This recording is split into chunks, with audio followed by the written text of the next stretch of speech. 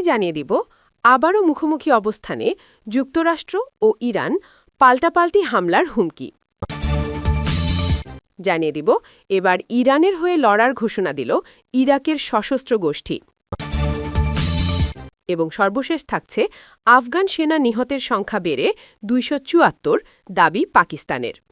এতক্ষণ শুনছিলেন সংবাদ শিরোনাম, এখন থাকছে বিস্তারিত। তার আগে ভিডিওটিতে একটি লাইক দিয়ে চ্যানেলটি সাবস্ক্রাইব করে কমেন্ট করে জানিয়ে দিন আপনি আমাদের ভিডিওটি কোন জায়গা থেকে দেখছেন বা শুনছেন। ইরানে চলমান গণবিক্ষোভ ও আন্তর্জাতিক উত্তেজনা নতুন মাত্রা পেয়েছে, যেখানে দেশটির সরকার এবং যুক্তরাষ্ট্রের মধ্যে ফের উত্তেজনা দেখা দিয়েছে। বিক্ষোভ দমনে ইরানি নিরাপত্তা বাহিনীর সহিংস পদক্ষেপের কারণে দেশটিতে মানবাধিকার পরিস্থিতি ক্রমেই সংকটজনক হয়ে উঠছে।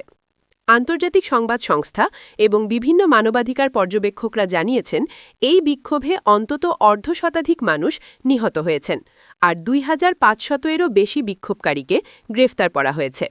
দেশটির গোপন সংস্থা ও পুলিশ বিক্ষোভ দমনকে কেন্দ্র করে শহরের বিভিন্ন অংশের রাউন্ড আপ চালাচ্ছে, যা স্থানীয় জনগণের মধ্যে ভয় ও উৎকণ্ঠা সৃষ্টি করছে।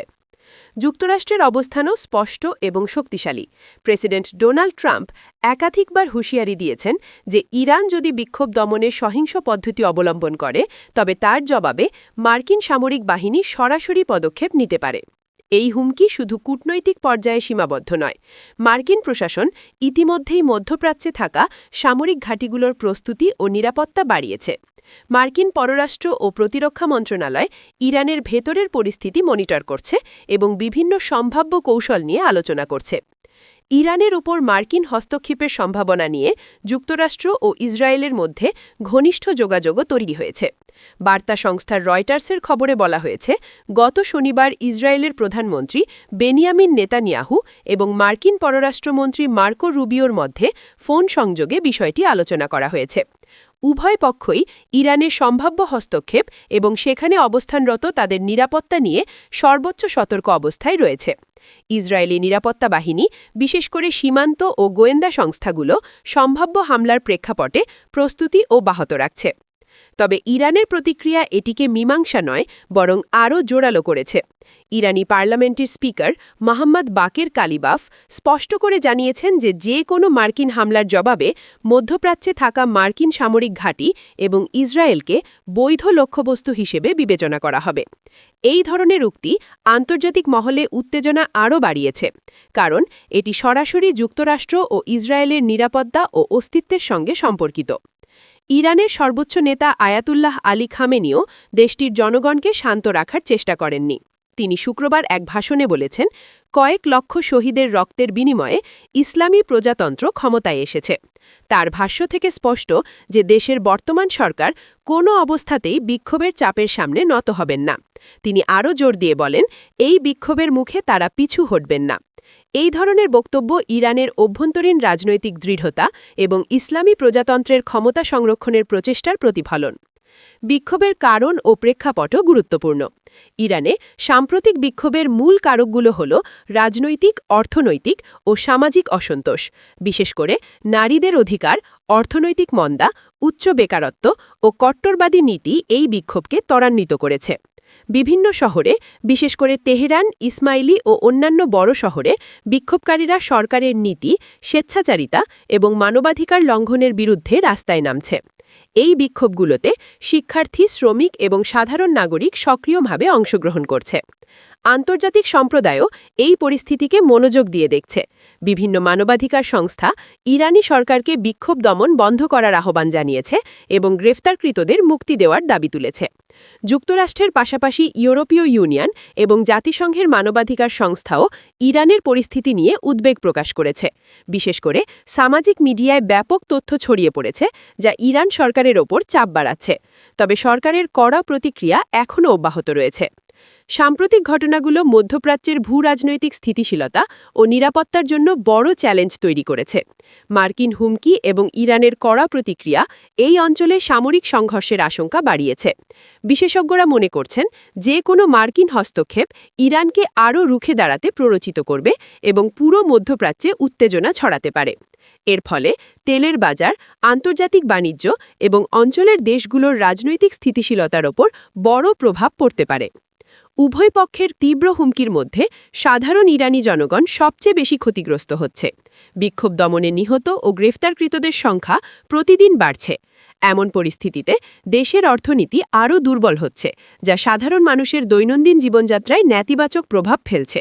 দেশের মধ্যে বিদ্বেষ এবং ভয় বাড়ছে, যা দীর্ঘমেয়াদের রাজনৈতিক ও সামাজিক স্থিতিশীলতার জন্য হুমকিস্বরূপ। সংক্ষেপে বলা যায়, ইরানে গণবিক্ষোভ ও আন্তর্জাতিক উত্তেজনা এমন স্তরে পৌঁছেছে যেখানে স্থানীয় ও গ্লোবাল রাজনীতি একে অপরের সঙ্গে জড়িত। মার্কিন হুমকি, ইসরায়েলের সতর্ক অবস্থান এবং ইরানের প্রতিক্রিয়াশীল কৌশল এই পরিস্থিতিকে আরও জটিল করেছে। যে কোনো মুহূর্তে এই উত্তেজনা সামরিক সংঘর্ষে রূপ নিতে পারে, যা শুধু ইরান নয়, পুরো মধ্যপ্রাচ্য এবং আন্তর্জাতিক সম্প্রদায়ের জন্য গুরুত্বপূর্ণ পর্যবেক্ষণ বিষয়বস্তু। এটি শুধুমাত্র ইরানের পরিপ্রেক্ষিত নয়, এটি একটি আন্তর্জাতিক নিরাপত্তা চ্যালেঞ্জও, যা বিশ্বজুড়ে কূটনৈতিক, অর্থনৈতিক ও সামরিক পরিমাপের ওপর প্রভাব ফেলতে পারে। যেমনটি আয়াতুল্লাহ খামেনি বলেছেন, ইসলামী প্রজাতন্ত্র তাদের শহীদের রক্তের বিনিময়ে প্রতিষ্ঠিত হয়েছে, তাই তারা কোনো পরিস্থিতিতেই পিছু হটবেন না।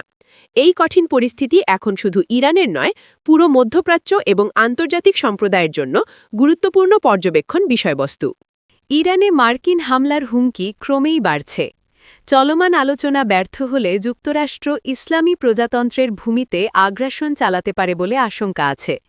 এমন প্রেক্ষাপটে মার্কিন বাহিনীর বিরুদ্ধে তেহরানের পক্ষে লড়াই করার ঘোষণা দিচ্ছে একের পর এক সশস্ত্র গোষ্ঠী ও দেশ। সেই সহযোগীর কাতারে যুক্ত হল ইরাকের কাতায়েব হিজবুল্লাহ। ইরান সমর্থিত একটি শক্তিশালী ইরাকি সশস্ত্র গোষ্ঠীর নাম কাতায়েব হিজবুল্লাহ। যোদ্ধা সংগঠনটি তাদের সৈনিকদের নির্দেশ দিয়েছে যে যুক্তরাষ্ট্র যদি ইরানে হামলা চালায়, তবে প্রতিবেশী দেশটিতে একটি দীর্ঘস্থায়ী যুদ্ধের পরিস্থিতির জন্য যেন তারা প্রস্তুত থাকে।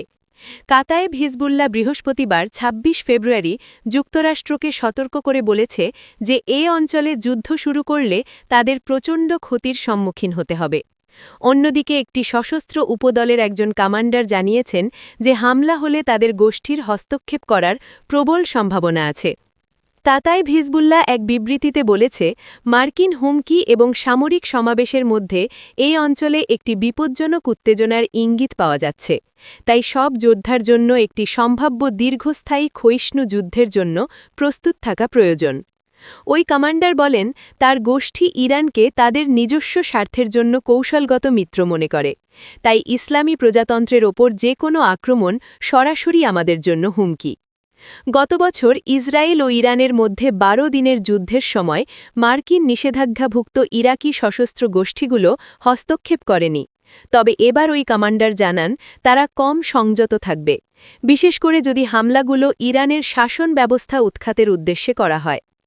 গাজায় ইসরায়েল হামাস যুদ্ধের সময় কয়েক মাস ধরে ইরান সমর্থিত গোষ্ঠীগুলো এ অঞ্চলে মার্কিন সেনাদের উপর হামলা চালিয়েছে এবং ইসরায়েলের বিরুদ্ধে বেশিরভাগ ক্ষেত্রেই ব্যর্থ আক্রমণ চালিয়েছে।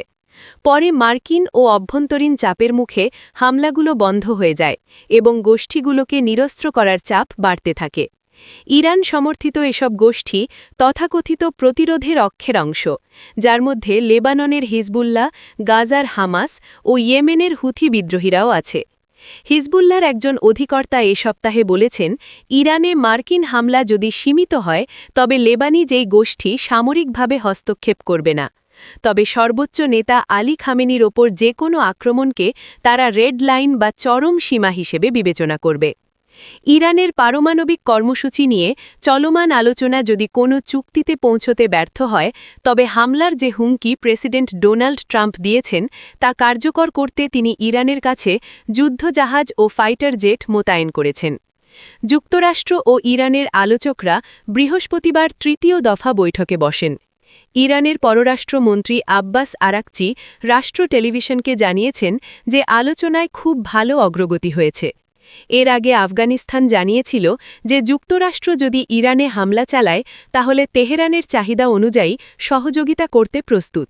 এছাড়া ইয়েমেনের হুথি ও লেবাননের হিজবুল্লাহ যোদ্ধারাও ইরানের হয়ে যুদ্ধে অংশগ্রহণের ঘোষণা দিয়েছে।